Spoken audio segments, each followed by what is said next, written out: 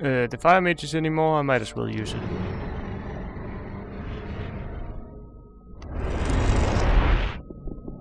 I'm glad you returned. Something terrible has happened. Let me guess, the free mine has been assaulted by the guards from the old camp. Nobody saw them coming? Hang on. How? But of course. You found out about it in the old camp. Gorn arrived here just before you did. What could have caused Gomez to dare to take such an aggressive step? He should be aware that such a heinous act can only provoke war. The old mine collapsed after water seeped in. Collapsed? Of course. Then the whole thing makes sense. Gomez has his back to the wall. He's more dangerous than ever. Now that he doesn't have anything left to lose, he'll do anything. Gomez has had all of the Magicians of Fire killed. Had them killed? Why in Beliar's name would he do a thing like that? They were against the attack on the free mine and opposed Gomez. Then we're all doomed. Without the other 6 magicians, we'll never be able to control the concentrated power of the massive ore mound. But in spite of that, I thank you for passing this dangerous message on to me. When you sent me to the Magicians of Fire, you mentioned there was somebody. Well, I had hoped we could make it without his help, but the way things are developing...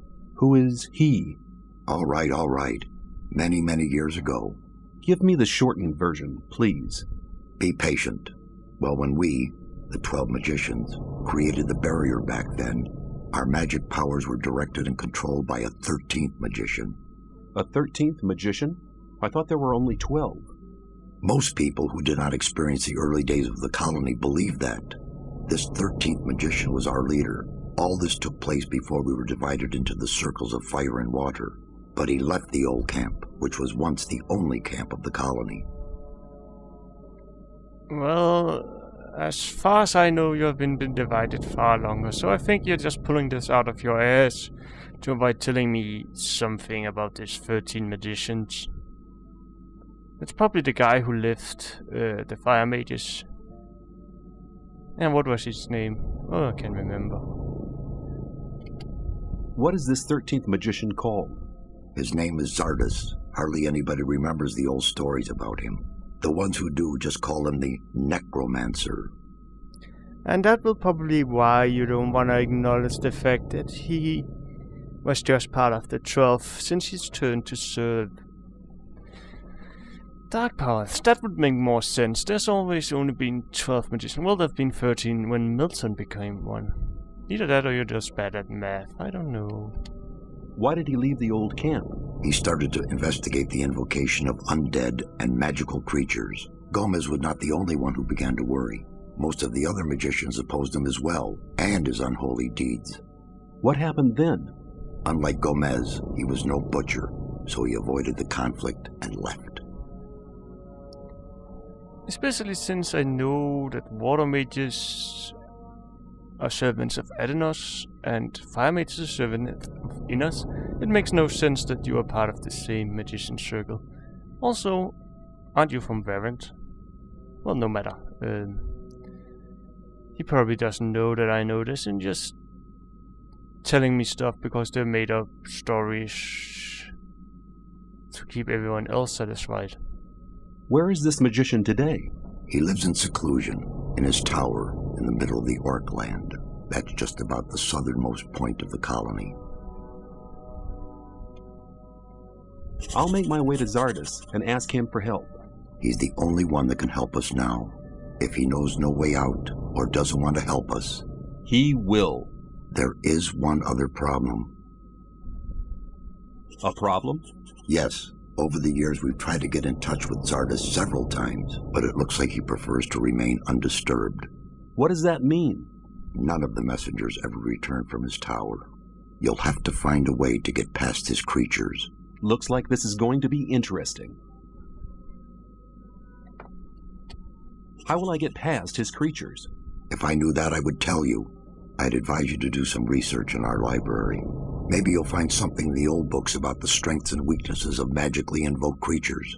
I'll rummage through the library, and don't worry, I'll be back. May you return in one piece. Hello! I met Diego and Milton in front of the old camp. That's good news. They want to meet you and Lester at your usual rendezvous. Thanks. There's nothing more valuable than good friends in troubled times like these. You're almost one of us by now. You're reliable. What have you got planned now? Our entire defense strategy will have to be changed. That takes time. Until Lee and his people are ready, I'll join Cord's Provisional Guard. Are you planning a counterattack? Not yet, but the day will come. If ever you're looking for me, start here and walk towards the mine. I'll be on guard there. Okay. Well, now I just need to tell Lester. He's probably still hanging around his tower, so... and I think actually that's near the Orkland, so I might go into the Orkland like that. I'm gonna check what Riorion has for sale. If I can get some good potions from him, then I'm gonna go read books. Greetings. Satyrus said you had a reward for me? Ah, come here, come here. Our spiritual leader has told me about your heroic deeds. All the people in the camp, no, the whole colony, are deeply indebted to you. Take this as a modest reward for all your efforts. Thank you. Show me your goods. Let's see if you have anything more. I might buy a few healing potions.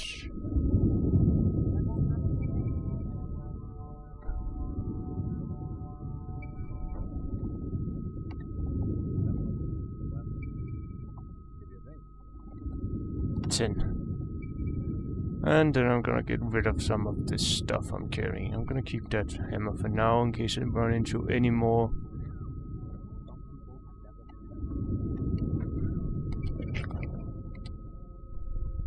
And then I'm gonna drink some of these potions he gave me, like this one.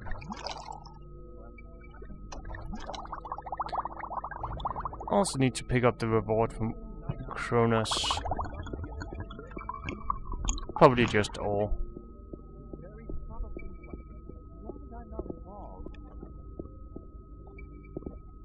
That's not the library. Maybe here? Yes, here. Well, time to read books.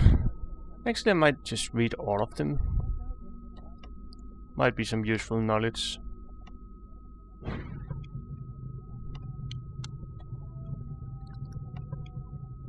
Any more books? No. Well, time to read. Astronomy. In the center lies the mud god containing the four elements earth, water, fire and air. It is the place of irrescence, the heart of the inexplicable darkness of Belia. Above all this towers the sphere of the heavens. In the hierarchy of the universe, man is the receiver. His souls allow him to take part in the highest plane of existence, the divine spirit. Yet man's body is made from the substance of the Mordred. He is a reflection of the world itself.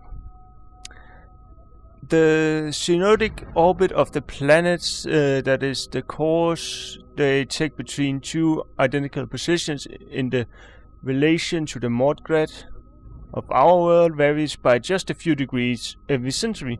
We therefore conclude that we are constantly moving with the rest of the universe. When we create the first calendar, we observe the course of the moon to determine the length of the solar year. Interesting. Well, I can leave it here now. Next one. Magic ore.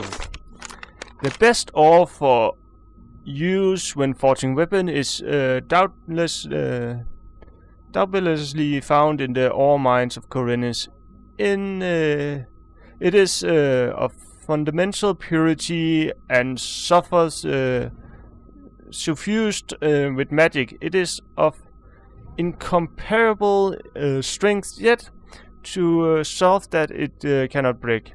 A weapon forged from this steel, which is mined far below the ground at an inexpensible cost of effort, is a match for any blade, albeit made of the strongest steel. It will break any shield and pierce any armor.